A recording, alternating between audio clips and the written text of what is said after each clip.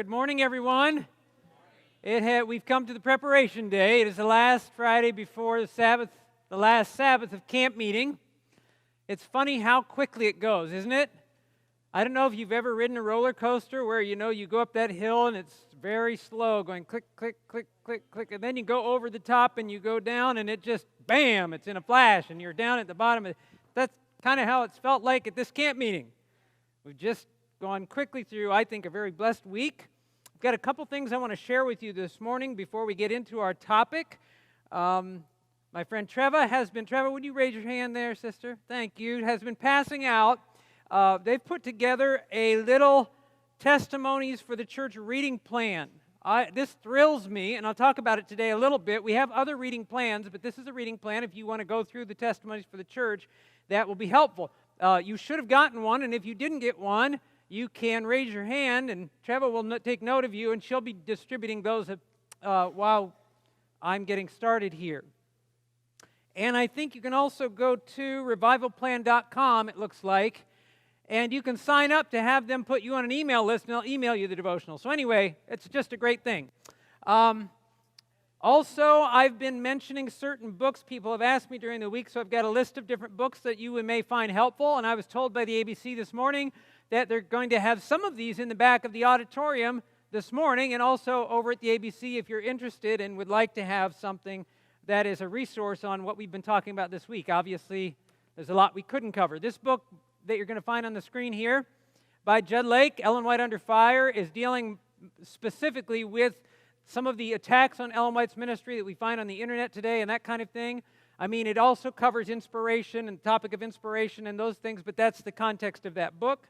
This next one is Understanding Ellen White. It's been put out by the White Estate, I want to say last year sometime, if I have that right. Maybe it was a little earlier. And it's a compilation edited by Dr. Merlin Burt with the White Estate on several different areas. In fact, somebody had asked me the other day about compilations, how Ellen White's writings were made, and there are chapters on all of that in this book. It talks about the plagiarism charges. It talks about inspiration, how it works. Very helpful resource. I had mentioned this one, you'll see on the screen, Messenger of the Lord by Herb Douglas, and also let me do one at a time. Messenger of the Lord has been used as a textbook, college textbook, and this is free on the Ellen White app, as well as that book I just showed you, Understanding Ellen White. You can find them on the app, but I know some people don't like to read that way, and if you want, you can. Messenger of the Lord is a pretty big, hefty book, but it's got a lot of good stuff in it if you want to do further study. And then this next one, 101 Questions. This is a fantastic book by Elder William Fagel, and it deals with just about any question you could want to ask about what Ellen White said, very succinctly and very plainly. It's not like you have to read 20 pages to get an answer. Every answer is like 2 or 3 pages. Very helpful book. If you can get your hands on this out-of-print book, in fact, I talked with my brother who works with the GC, and we would love to find a way to read. This used to be sent out with the Voice of Prophecy Bible study lessons, and it's just a book on either personal testimonies, one of which I'm going to share with you this morning, that people's interaction with Ellen White in her day, and articles about how her gift worked. The other day I shared that never to be forgotten lesson is found in that book. And then finally, there's a companion series by the Biblical Research Institute of Seventh-day Adventists. This book is called Understanding Scripture, and it goes over our Adventist understanding of inspiration and hermeneutics. And George Reed is the editor of that. And then the next one in the series is this book edited by Gerhard Fondel, and this goes through different passages of Scripture and applies the hermeneutic principles in the last book, some of those confusing passages, and how we come to a right understanding by applying right hermeneutic principles. And last but not least, this is the page of our Sabbath School Personal Ministries website, michiganSSPM.org. When you click on resources, it takes you to this page. There are other things above what you're seeing here, and you scroll down to see this, and you'll see in the lower left corner a little icon that says Files, and you may not be able to read Files here, but if you click on that, I've put all the files, and I'm putting all the files, they're not all there yet, that we have used, myself and Pastor Cameron DeVasier at camp meeting. And so there's another file in there called Whiteout, has all my sermon notes. It has them in editable form. It has them in PDF format.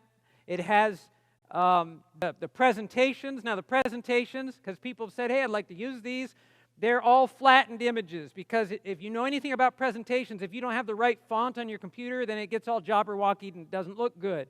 But if you say, hey, I would like editable, just email me at the conference office, and I'll be glad to give you the editable copies. But those are available on our website, michigansspm.org, on the Resources tab. All right, announcements are done as far as I know, and we are going to move forward with our topic, this last topic. Last topics are tough. Seminars at camp meeting, they're great at the beginning of the week because whatever you don't cover today, you can cover tomorrow, but I don't have that option now. So this meeting is going to be 2.5 hours. And we can't do that. You know we can't do that. But we're going to pray and ask the Lord to bless our time. Bow your heads if you would, please. Father in heaven, we are just so thankful for this privilege we have of being together at camp meeting. We know your Spirit has been present, Lord, and I pray today it would be no different, that the Spirit of God would open our understanding and speak to us personally, Lord. We want to know how we can be closer to you and more fully reflect you to those around us. We want people who come in contact with us to know that we know and have spent time with Jesus. So, Father, this is our prayer this morning. We pray it in His name and for His sake, Jesus Christ. Amen. Now today we're picking up, this is part 2 of reading Ellen White, and we're going to take some of the principles. This was a hard one today. There's a lot I'm covering in not just reading this. I'm kind of merging things together. What I'm saying is we're going to look at some of Ellen White's statements on different topics and apply the hermeneutical principles so you get an idea how to rightly divide the word of truth versus wrongly dividing. But there are just so many things that I had to choose what to cover, and there's a lot of things that I would have liked to go into, but there is time that explanation takes, so you'll just bear with me with what I do share. I think it will be helpful. I do want to start out with this, though. Hermeneutical principles, or principles of interpretation that help you to interpret what you're reading, don't do much good if you're not reading. Right? Principles of interpretation for what you read only help what you read. And I'm going to tell you that I'm concerned that Seventh-day Adventists are not availing themselves of this gift that God has given. And I don't understand it. I honestly don't. I've been reading Ellen White's writings. I'm not saying that's all you need to read, but I'll be honest with you. I don't read a whole lot other than that in the Bible just because of sake of time. And I'm going to tell you that I've read stuff again and again, and I get new stuff out of it every time. That's the nature of inspired writings. And so when people say, yeah, I've read that before, like, really? Yeah, I ate spaghetti 20 years ago. I'm not going to eat again. Really? So anyway, I will continue. Let me show you this statement found in the book Testimonies, Volume 4, page 390 and 391. It says, the volumes of Spirit of Prophecy and also the testimonies should be introduced in every Sabbath-keeping family, and the brethren should know their value and be urged to read them. They should be in the library of every family and read again and again. Let them be kept where they can be read by many, and let them be worn out in being read by all the neighbors. Now that's interesting, isn't it? Now she continues on, and then a paragraph later says this: many are going directly contrary to the light which God has given to His people, because what? They do not read the books which contain the light and knowledge and cautions, reproofs and warnings. Can you imagine? So inadvertently, I may be going contrary to the will of God simply because I won't avail myself of the light He's given. And I know that you camp meeting folks, you don't want to be going contrary to the will of God. You're here because you want to do the will of God. But part of the thing that aids us in that is availing ourselves of the light God gives in His Word and through this gift of prophecy. And I want to encourage that. Now, I want to review our basic rules of interpretation that we're going to look at this morning. We talked about 4 rules of interpretation. You'll find them on the screen. We want to consider the internal context. That is, what's involved in the very statement itself or readings, clause, wording and phrases and all that stuff. Consider the external context, anything external, other passages, cultural settings, etc. We want to learn to differentiate between policy and principle, because principles change over time. Policies change over time, but the principles behind them stay the same. And then we want to be willing, most of all, to follow the truth. Jesus said that if we will to do His will, God makes His truth known to us. And I've got to take a breath, trying to talk too fast, thinking of what I'm going to cover here. But we're going to apply these principles in a few different statements so that you get an understanding. We looked at them and we gave some examples yesterday. But I want to give you some examples, some more practical examples today. The first one is a series of statements that Ellen White made on eating eggs. And I think this is it may be confusing at first, but it should be very helpful. Now, here's a statement we find in Testimonies, Volume 2, page 399. And Ellen White says here, eggs should not be placed upon your table. They are an injury to your children. Now, the first thing you want to understand is the way the testimonies were written. Many of these were personal letters. Some of them were written for the whole church, but many were personal letters to personal people who had specific issues to their case. And so when Ellen White, the Lord had led Ellen White, and she talks about this in another place, to reprint those testimonies for the benefit of others who may be struggling with the same problems, but to remove the personal information. And so that's why you'll find Brother A and Sister B and Brother C. And incidentally, Brother A isn't Brother Andros. It's all in order. So if you go through a series of testimonies, it's just A, B, C, D, and just randomly put in there. But the point is, the personal information is taken out. What we need to understand from the get-go is that testimony was written to a specific case that may not fit me hand in glove. You understand what I'm saying? I don't know, and it doesn't say right here why the eggs were an injury to the children. I don't know the situation of that family. But just looking at that statement again, we're going to contrast it with some other ones. They should not be placed on your table. That's pretty plain. Don't eat it. Now, I could take this statement right here and say, look, saints, it's clear through inspiration. God told Ellen White we shouldn't be eating eggs. But then we come to this statement. This is in Testimonies, Volume 9, page 162. While warnings have been given regarding the dangers of disease through butter and the evil of the free use of eggs by small children, yet we should not consider it a violation of principle to use eggs from hens that are well cared for and suitably fed. Now notice this, same statement. Eggs contain properties that are what? What is remedial? What's a word that comes from? Remedy. Is that good for you, bad for you? Eggs contain properties that are remedial agencies in counteracting certain poisons. So in the first statement, hey, eggs should never appear on your table. And now here's a statement from the same prophet that says, there are limitations I would put on this, and we could conjecture as to cholesterol and, things like that. But she says, eggs that are taken from hens that are suitably cared for you shouldn't consider that a violation of principle. So it sounds like a contradiction, doesn't it?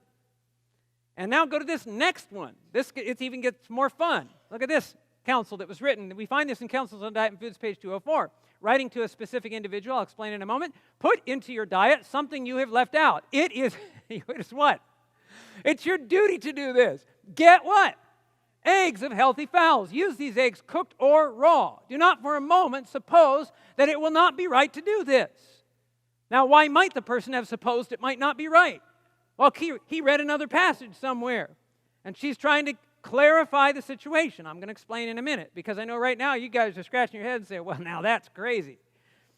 Let's continue. Oh, no. There's more to that statement, but here's the background. Here's what you need to understand. Again, the first situation, I don't know who that statement was written to. I don't know the exact situation that they were dealing with. Maybe they had a history of high cholesterol in the family or something. I don't know. Then that middle statement was more saying, eggs have good things about them, but I wouldn't make that your own article of diet. And again, I'm just conjecturing as to what we know today about the fat content and whatever, cholesterol content, whatever. But then you come to that last statement. So the first statement basically says, don't eat eggs. The second statement says, sometimes eat eggs. And the last statement says, you better eat eggs. Right? Well, that last statement was actually written to a Dr. Kress, who was in Australia, I want to say at the time, and he had adopted in the States, he had adopted a total vegetarian, or we might call a vegan diet today. But when he went to Australia or wherever he was in the mission field, if I have that right, he didn't have the access to the same kinds of foods. and he began to suffer from a B12 deficiency. The man was actually dying. He was very sick. And the Lord gave this message to Sister White to send to the brother, and that's why she's so emphatic. Look, do this, and don't fight me on it. And Dr. Kress took the counsel, and his health was restored. Now, the point here is simply to help us to understand we can look at the time and place aspect of statements Ellen White has made. We can look at the believing all that the prophets have spoken. If I were to counsel somebody and say, listen, it's plain in the spirit of prophecy that you shouldn't eat eggs, remember that the goal of hermeneutics or proper interpretation, rightly dividing the word of truth, is to properly convey the original intent of the author, right? If I told somebody, look, if I said categorically, you guys shouldn't be eating eggs, am I communicating the intent of the author? No, suddenly I'm putting my own spin on it and trying to put her stamp on it, right? If I go the other way and say, oh, Sister White says everybody here ought to be eating eggs, would that be the original intent of the author? No. And so you can see that if you read isolated things here and there and you don't research a little bit and do diligence in study of anything, you might come up with the wrong conclusion. And then, what does Paul say to Timothy? Then you need to be ashamed. He wants us to be workers who don't need to be ashamed. Now, moving from, do you follow what we went over there? Moving from eggs to cheese. Let's talk about cheese for a minute. Cheese, boy, this is a battleground in the Adventist church today. Now, this is a statement. Ministry of Healing, page 302. Butter is less harmful when eaten on cold bread than when used in cooking. But as a rule, it is better to dispense with it altogether. Cheese is still more objectionable. It is wholly unfit for food. Now, language doesn't get plainer than that. And let me tell you something. When I was an early Adventist and I read that statement and I had come to the conviction that Ellen White was a prophet of God and what she wrote was inspired, which it is, I read that statement and I said, that settles it. I'm not going to eat cheese at all. And I didn't. And it was probably one of the best things I did. But now let me tell you something. One of the challenges I had, and brothers and sisters, do not miss this. I was a new Adventist. I went to more experienced church members looking for help, and they're like, oh, that stuff doesn't apply anymore. I couldn't accept it because I knew it applied. I knew it was true. I knew it was inspired, and I would have wished for somebody who could have guided me in a positive way to understand proper interpretation. Now, I'll tell you what changed with me. You have to understand that this statement puts cheese in the category of unclean foods. It's not moderation, it's never, okay?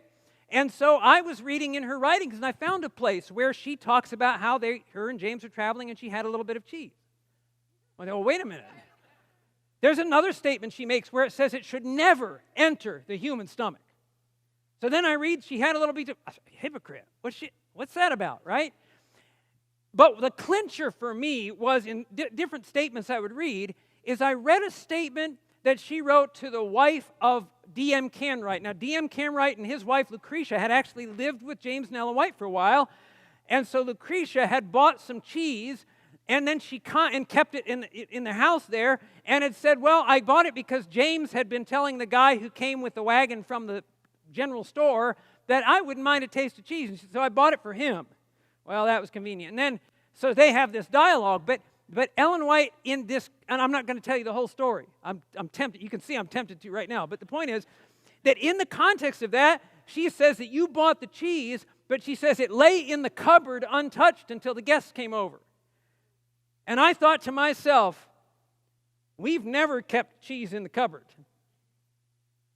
I would hope you don't, if you have cheese in your home, keep it in the cupboard. Why wouldn't we do that? Because, well, let me share with you an explanatory note in the, I'm sorry, I have the wrong reference here. This first reference, I'm going to quote Jerry Moon in a minute, and it should say Standish, so I messed that all up. It's Jerry Moon and Tim Standish in the book Understanding Ellen White, but this particular slide is an explanatory note from the Ellen White estate in the book Ministry of Healing where that statement appears. And they say, if you note on the screen, the same chemical constituents and physical properties that recommend milk as a human food make it an excellent food for what? Well, anybody should know that about milk, dairy products, and what have you. So you take an excellent food for bacteria and just put it in the cupboard. Okay, now you add to that there was no such thing as pasteurization then. And there was no such thing as refrigeration then. Well, there was such thing, but it wasn't like refrigerators. You understand that? Could those factors play into things? They certainly could. So anyway, that got me researching. I'm just telling you my little journey. So I thought, okay, I've got to understand more about this. And as I began to read, I found a few different things. Just for way of reference, I did say I was going to cite this book. There is a chapter called Ellen White and Science in this book, Understanding Ellen White, if you can pull that up on the screen. And in that chapter, it's, again, Jerry Moon and Tim Standish, not Standing. I don't know what I was thinking about. Understanding is what, anyway. This chapter addresses 13 statements by Ellen White that some believe are in direct or partial conflict with current understandings in the natural sciences. Dr. Knight, in his book, brings up that there are these things that, we've seen that Ellen White, her explanations of science aren't accurate. They've undertaken in that chapter to show the exact opposite. You're always going to have people say, oh, she was off on this, that, or the other. But I'm going to tell you, when we research it, it's not so. Now, in that chapter of 13 things, one of the things they address is the dangers of cheese eating. And they bring this up in the chapter, and I think it's a good point.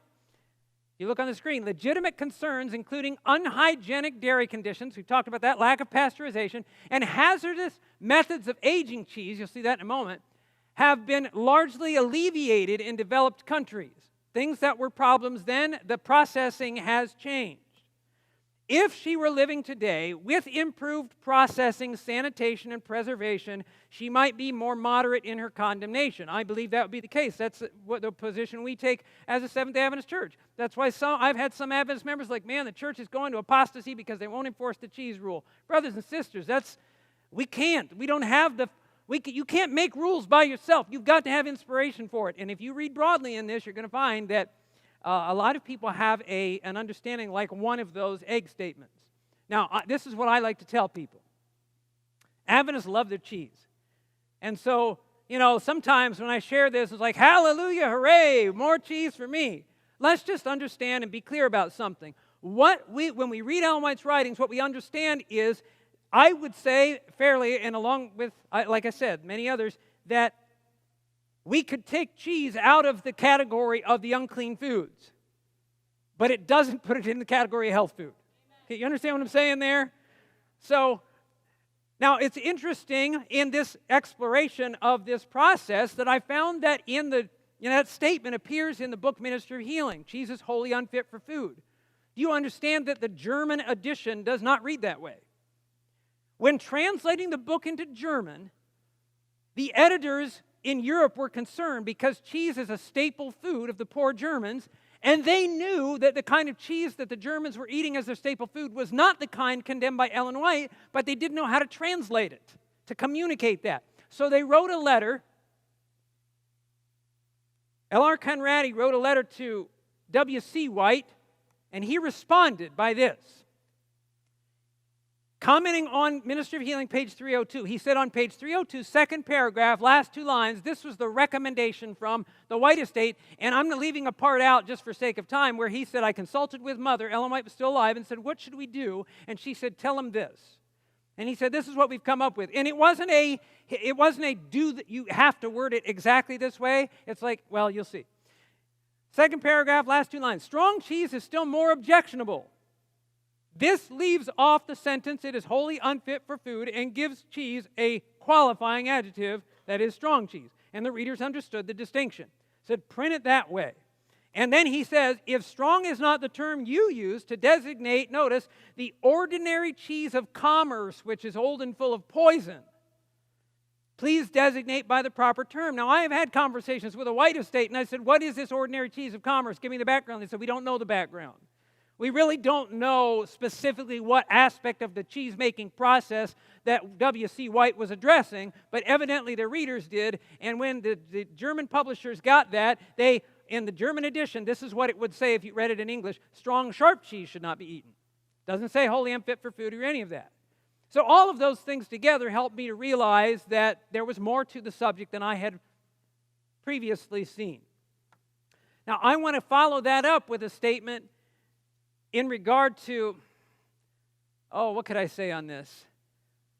We have a lot of battles on diet in the Adventist church, and I'll tell you why I think it is. Because diet's easier to change than unholy passion. I can change outward things a lot easier than I can change inward things. And I'm afraid, and I think, if anything, Adventists ought to be a little bit more particular as a rule with our health. I don't think as a rule Seventh-day Adventists are just uber healthy. I think there are some who are, and I think there are those on either extreme. But this is a statement that has meant a lot to me when we're talking about our health message in general. Notice, or the diet reform specifically, Ellen White says the diet reform should be what? Progressive. I love that word, progressive. What's the root word? Progress. What does that mean? This is what I've told my church members in the past. I'm not as nearly as concerned with where you are in your health practices as what direction you're going, or whether you're going anywhere. Brothers and sisters, we are planning very soon, God willing, to make a transition from this earth to the eternal world. We're not going to be drinking there. We're not going to be smoking there. I remember I had an evangelistic meeting, and a guy comes up to me. He says his mother had passed away, and he says, "Man, I can't wait to get to heaven. My mom made the best fried chicken. People came from all around to eat her fried chicken. I bet up in heaven right now," because he thought Mom went away, "there's got to be a long line of people just waiting in line to get her fried chicken." And I didn't have the heart to tell him, "Mom's not serving fried chicken up in heaven. It's fried chick." But I don't know. I don't know if that would fit either. But you know what I'm saying. Progressive. And notice her reasoning here. She says, as disease in animals increases, the use of milk and eggs will become more and more unsafe. An effort should be made to supply their place with other things that are healthful and inexpensive. So it needs to be progressive. We need to understand where things are heading. Now, there are people who want to make the rule as to when that unsafe time began. I'm not going to make that rule. I can't make that rule. But I think there ought to be progress. And, that's the Lord's business. But I guess enough said on that at the moment. I want to move on to something. I was teaching a class on spirit of prophecy, and a student in the class asked why it was wrong to swim on the Sabbath. It made me think of I have this somebody had given me this humorous list of reasons how to know you were raised SDA. How to know you were raised SDA. For example, you pronounce Adventist as Adventist, not Adventists. I found that to be all too true. Your little friend wasn't a person. You had an Uncle Arthur, Uncle Dan, and Aunt Sue, and were amazed to find out that all your friends in Sabbath school did too. Right? You think of kids instead of cars when you hear the term Pathfinder. You have a board somewhere in the attic with a bunch of knots glued to it. We do. You can stack 3,000 calories on a plate at church potluck. And of course, in the list, had to be there, on Saturdays you catch yourself telling your children you can wade but don't swim. And so I had a student ask me, why is swimming on the Sabbath wrong? I'd never had that question asked me before. I thought that's interesting. And fortunately, in these days, you just pull out your smart device and look it up and say, well, let's look it up. And so there in the class, we looked up the statement. I want to share it with you, and I want to think of this in context of these hermeneutical principles we've been looking at. Think through even the statement before you're even going everywhere else and talking about culture of the times and how times have changed. Just look at the statement. Now, here's a piece of it. And then I'm going to do like the critics do. I'm going to give you a little piece, and I'm not going to give you the surrounding context. Then I'm going to add the context. Pleasure-seeking, ball-playing, swimming was not a necessity, but a sinful neglect of the sacred days sanctified by Jehovah. She sounds like such a killjoy. You can't do anything, And this is where people come away. Now notice just the surrounding context. This is just comes right before, and I'm going to read it in context now. Every working of Christ in miracles was essential, and to reveal to the world that there was a great work to be done on when? The Sabbath day for the relief of suffering humanity, but common work was not to be done. Now, I want you to note right there the principle here. Sometimes we get caught up in, pardon me, what we can't do, and we don't understand the reasoning. The reasoning here is, she says that Jesus did miracles on the Sabbath to teach us all a lesson. In fact, to teach the world a lesson. What was the lesson? Put it back up on the screen if you would. That there was a what? Great work to be done when? On the Sabbath for the relief of suffering humanity. Now let me ask you to me, I think it's a very obvious and logical question. If I'm busy relieving suffering humanity on the Sabbath, where do I have time for ball playing, pleasure seeking, and swimming? I don't think the statement, and we're going to see as we go on, is a categorical condemnation of these activities, but it's trying to help us to know how to better spend the hours of the Sabbath, to follow in the footsteps of our Master. Now, notice again on the screen. It was to reveal this, there's a great work to be done on the Sabbath day for the relief of suffering humanity, but common work was not to be done. Pleasure seeking, ball playing, swimming was not what? If it was a necessity, it implies that it would have been okay. But a sinful, what's that word? Neglect of the sacred days sanctified by Jehovah. What's a neglect of something? Is neglect something you're doing wrong or something you're not doing right? Neglect is leaving something out. In the context, what's being left out? The point is simply being made that on the Sabbath day, there's a work we should be doing for our fellow man. And when we get absorbed in the things that we like to do for pleasure, it takes away the time that could be given to our fellow man. And when you look at it that way, instead of a prohibition that you can't, that makes perfect sense. At least to me, it makes perfect sense. It's good counsel, isn't it? So sometimes we say, well, Ellen White, she was against having fun. No, that's not at all the point of the statement, now is it? But that's how we do with Ellen White. We take these things and we turn them around and make her a killjoy, and that's not what's happening there. Now, I want to go to another statement about bicycles. The bicycle craze. In fact, now this is the one I was going to share the other day, and I told you I was reading through it and I caught something else I didn't catch before, right in the very context, the internal context itself, before going out and talking about the times, which I will.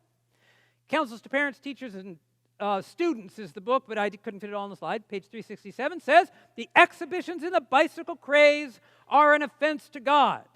His wrath is kindled against those who do such things. And I've had many people have read this and said, well, she was against bicycles. Okay, let's look at it again, put it on the screen, and notice what she doesn't say. She doesn't say bicycles are offense to God. She says the exhibitions in the bicycle craze are an offense to God. She's not talking about bicycles. She's talking about something else that was going on in her day and the exhibitions related to it. Now, I was at the Smithsonian Museum, and I don't know how well you can make that out. We're in the Wright Brothers section of the Smithsonian, and I found this on the wall, and right here, if you can read that underneath the picture, it says the bicycle craze.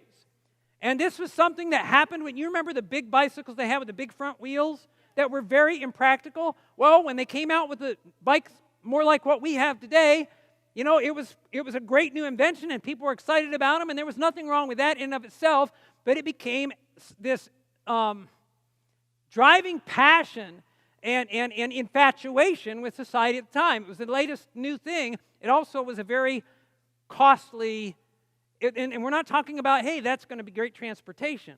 It was a costly new fad. We are told, in fact, I have a few things here. You may have seen this in the Adventist Historic Village. If you show the slide, please. That's a picture of John Harvey Kellogg's bicycle.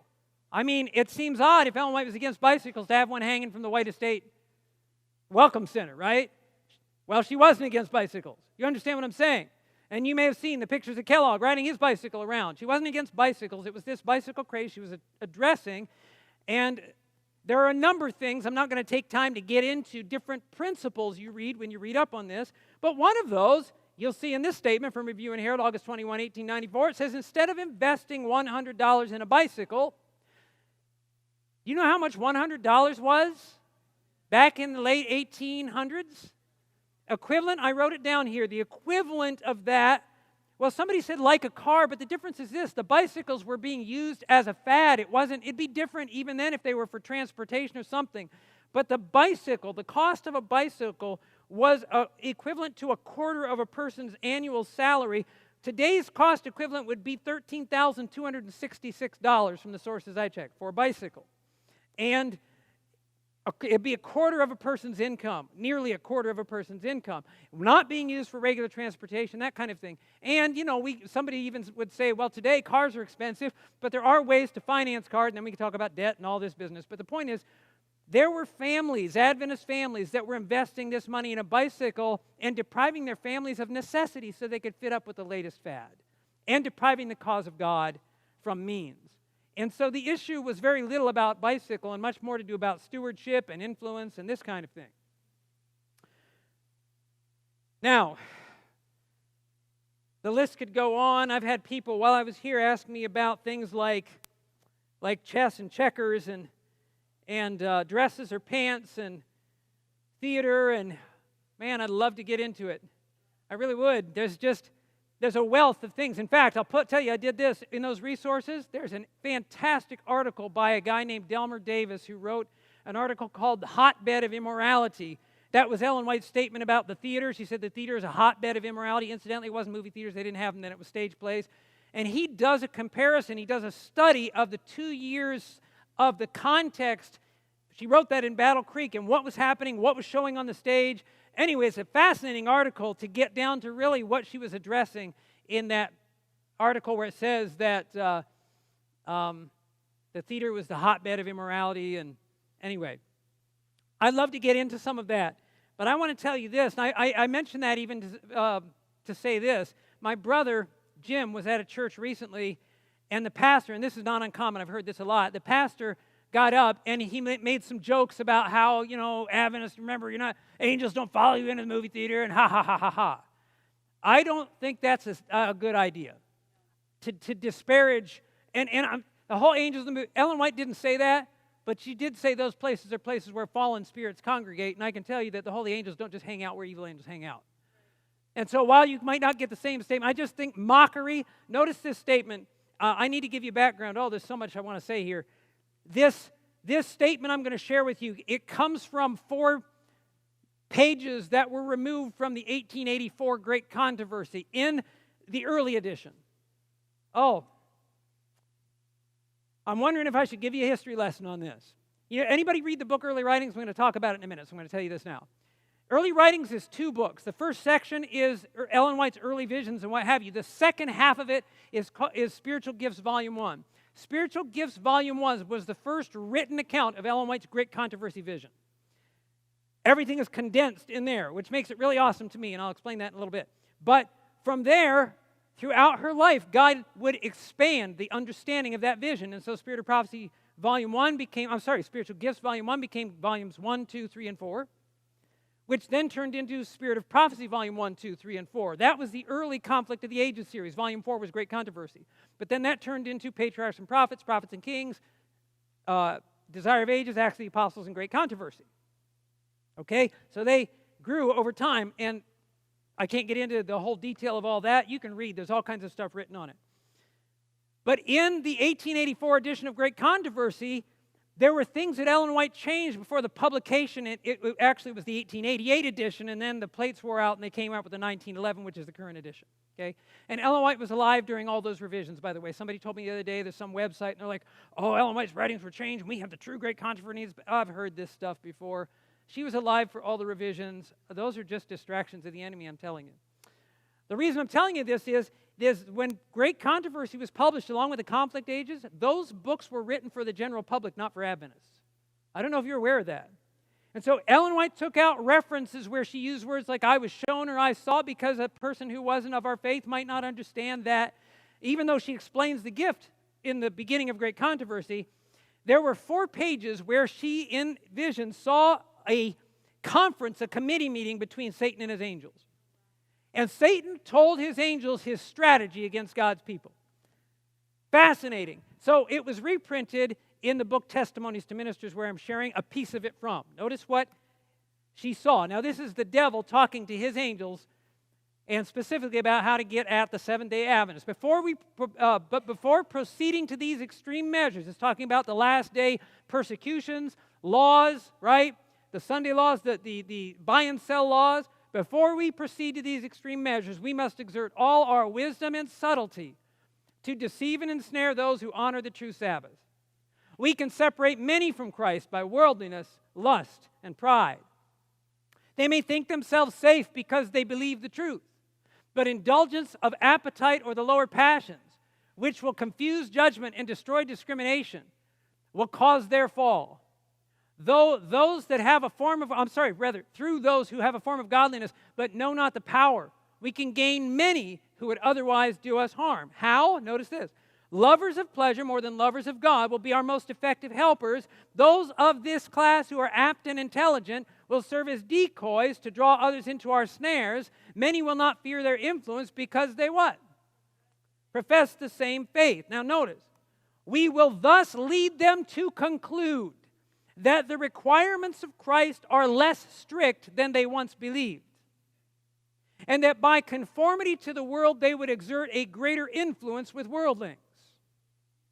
Thus, they will separate from Christ, then they will have no strength to resist our power, and ere long they will be ready to ridicule their former zeal and devotion. Remember when we used to be so strict? Ha ha ha. Remember when we had angels outside? Ha ha ha. You see what I'm saying? This was the devil's strategy. Boy, if there's nothing else that proves this woman was a prophet, this is it. Because we see this thing happening.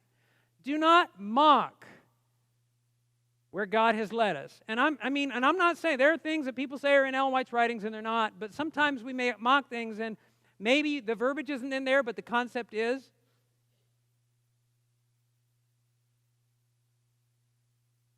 But I want to take some time in our remaining moments to tell you really what led to my confidence in the spirit of prophecy, why I believe in Ellen White. I told you early in the week a couple times, my family left the Adventist church during the Desmond Ford crisis in the 1980s, and they, Ellen White was a big issue with that. Walter Ray had come out with his book, The White Lie. Ellen White was a plagiarist. She was a false prophet, yada, yada, yada. And let me explain how it worked. Our family left the Adventist church so we could be free in Jesus. This is how it goes. You may have heard this story. This is the story people tell you. We left all the rules of Adventism. Let me just be plain with you. The world is full of rules, and it's not just the Adventist church, and it's not just churches, and it's not just the Christian faith. Society has rules. Everything has rules.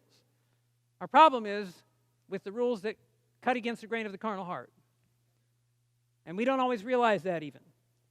And as a young man in my mid-20s, the Lord, through several events in my life, began to awaken me to my need for Christ. And I'm not giving you the whole story, but I began going back to church. And going back to church, I still had this. I was checking out different churches, not just Adventist churches. But when I went into the Adventist church, I had an issue with Ellen White. And interestingly enough, so did a lot of my fellow church members. So I was like, I'm not into Ellen White. Neither are we. And so that was all cool.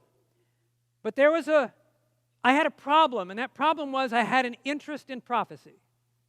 Like what lies ahead?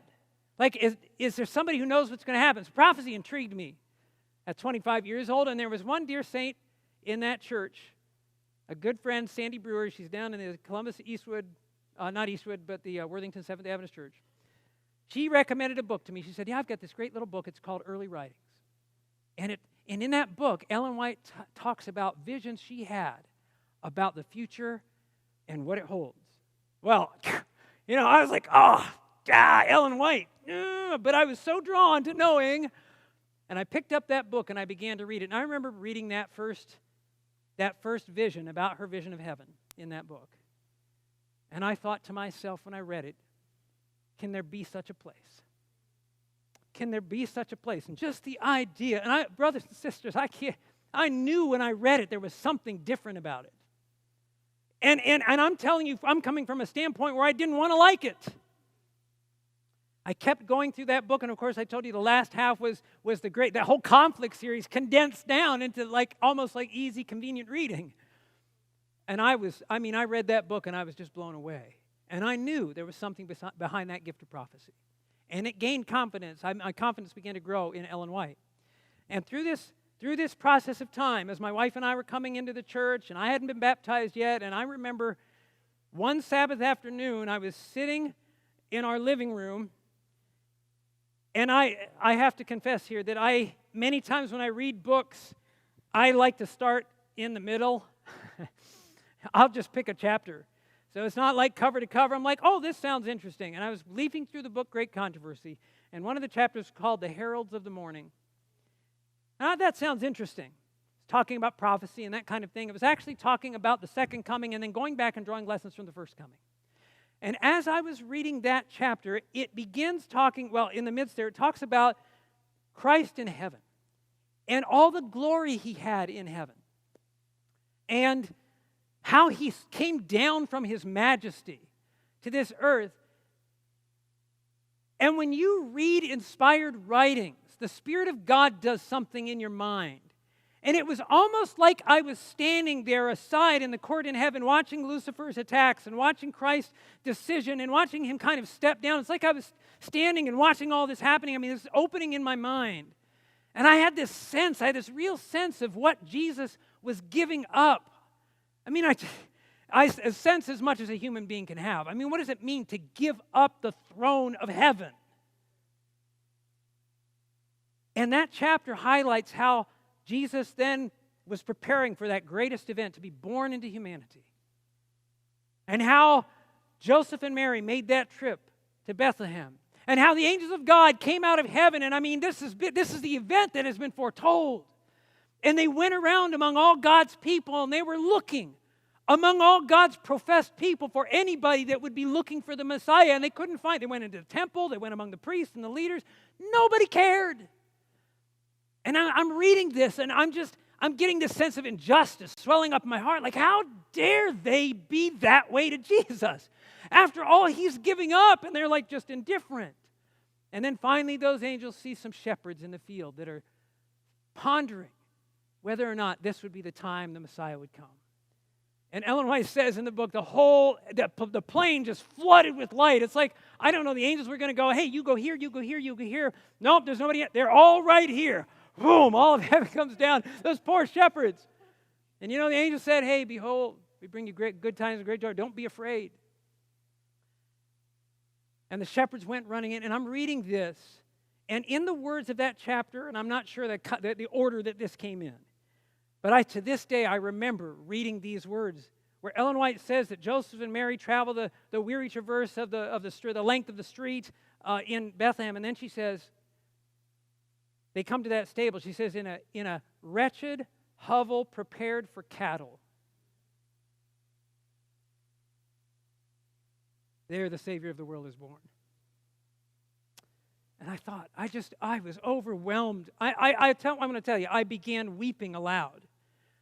I just thought, how could it be that Jesus, I mean, it was like I was that bystander in heaven and like, okay, he's going to come to the earth. He deserves everything. And oh no, sorry, we don't have room for you. We don't have room for you. But God's people don't have room for you. And he's born in a stable. And I just began to get angry. And I thought, those Jewish people, what was wrong with them? And then the Spirit of God put his finger on my heart.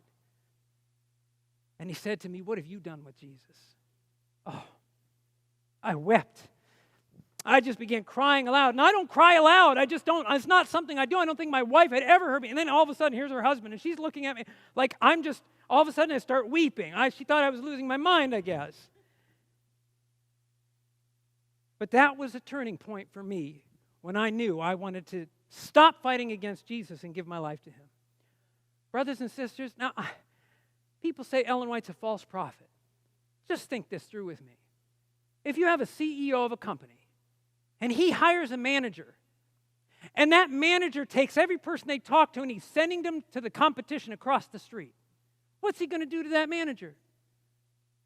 He's going to fire him, right? I hired you to bring us customers, not send them customers. Are you with me on that? Folks, if Ellen White was a false prophet, the devil would have fired her a long time ago. You know how many people have been won to Jesus through the writings of Ellen White? Like, Satan comes up, false prophet. Hey, you're not understanding the false prophet thing, okay? It's supposed to go this way. She's not a false prophet. And I know that from my own personal experience. I'm going to tell you, the gift of prophecy is a gift that keeps giving. Here's what I mean. Because I still read the writings of Ellen White, and they still speak to me. I was coming home from Camp Au Sable. I was doing some training up there for the weekend. We finished up about noon. I live about 2 hours away. I come home, and I remember that day I came home, I was in a really good mood. It was a nice day out. I come into my house, and when you come in, I park in the garage. I go through the laundry hall. And as I come into the laundry hall, there on the floor, I notice that there's been some laundry soap spilled on the floor, and it either wasn't cleaned up or wasn't cleaned up to my satisfaction. So I'm coming in and bringing stuff in from the car, from being gone for the weekend. So I come in, I walk into my living room, and I say to my wife and my daughter who are sitting there, what's up with the laundry soap? And then I go back out, and I get more stuff out of my car, and then I come back in, and my dog is all happy. She's all happy, wagging around to see me and everything. So I go up to her, and I say hi to the dog, and I play with the dog. Then I go back out and get more stuff. Then I get done. I come into my wife, and I say, yeah, so what's up with the laundry soap? My wife looks at me, and she's like, why don't you just go? Why don't you just go? Before you got here, we were having a nice conversation. It was a pleasant day. You've come in. You've yelled at us. You've greeted the dog. And typical guy, I was like, what?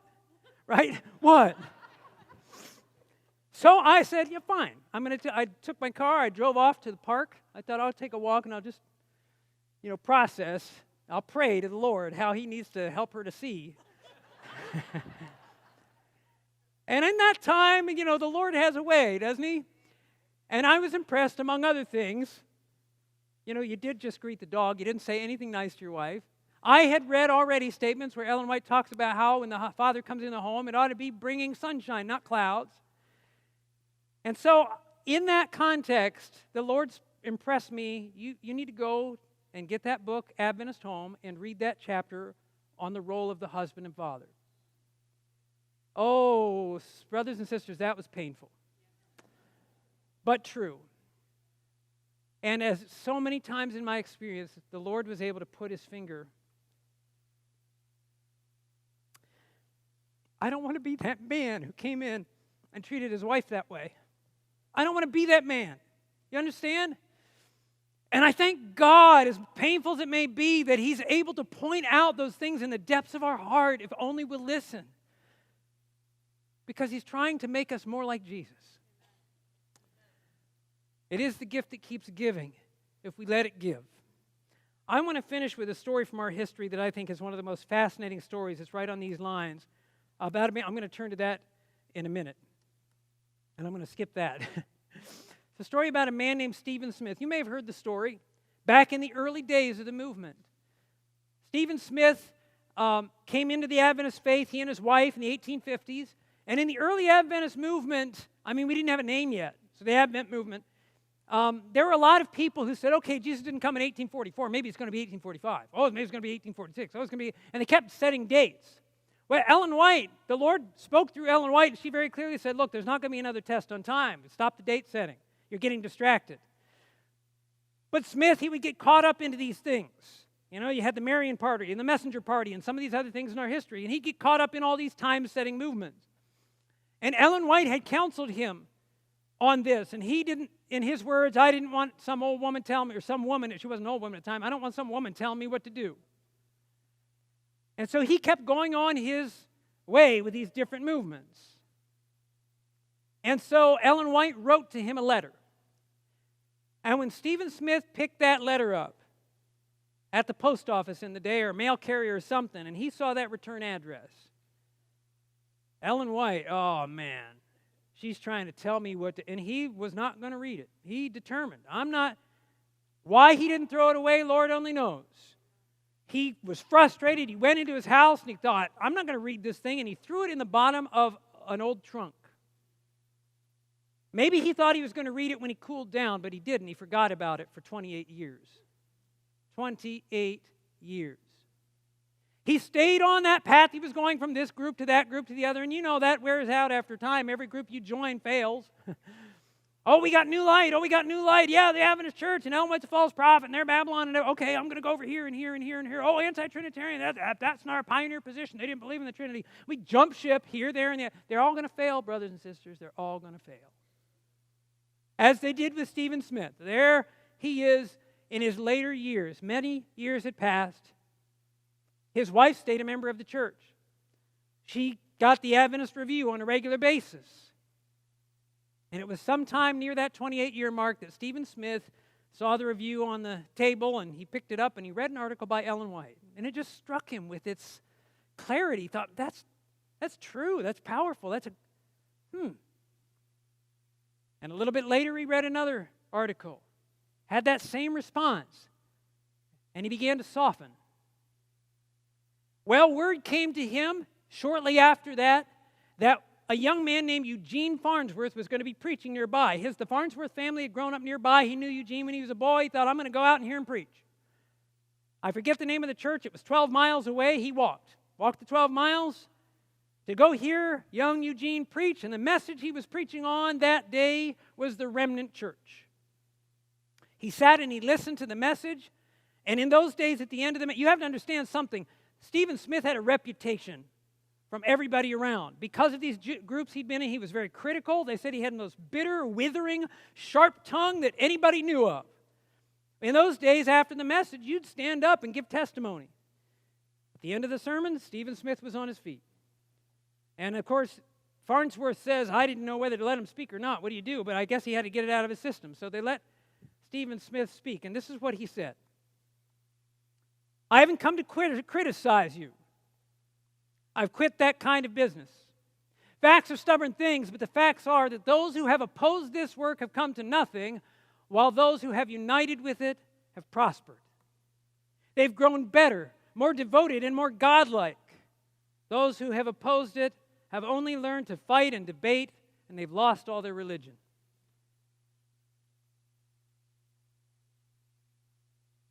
Well, he got up, he shared his testimony, he walked home. But when he was walking home, something came to his mind that he hadn't thought about for 28 years. He thought about that letter. And he began to think, I wonder, where did I put that thing?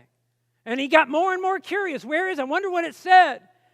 And it quickened his pace as he went home, and he looked here and he looked there, and finally he found in that trunk that old letter unopened and unread. He had to sit down. And he slipped the pages out of the envelope.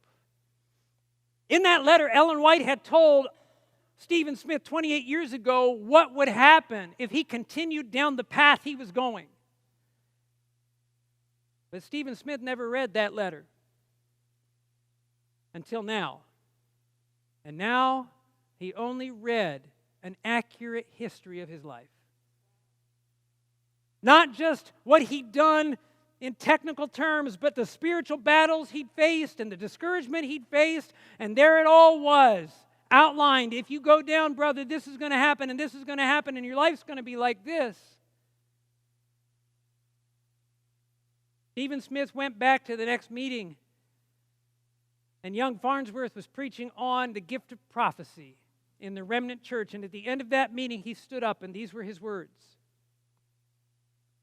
I received a testimony myself 28 years ago, took it home, locked it up in my trunk, and never read it until last Thursday. I didn't read it because I was afraid it would make me mad, but I ended up being mad all the time anyway. Every word of that testimony is true, and I accept it. I've come to that place, or the place where I finally believe that the testimonies are all from God. Don't miss this, brothers and sisters. If I had only followed the one that God sent me as well as the rest, it would have changed the whole course of my life, and I would have been a very different man. Now he could only look back with regret. Brothers and sisters, let's not look back with regret anymore. Why would we turn our ear from the voice of God when He's been appealing to us as a people and wanting to save us and wanting to make us the better men and women that reflect the image of Jesus? Oh, brothers and sisters, isn't that why you're a Christian? Isn't that what you want to be? How many of you want to be like Jesus? Let's pray together. Father in heaven, Father, as we've meditated on these things today, and once again you've spoken through clay, Lord, may the Spirit of God stir our hearts.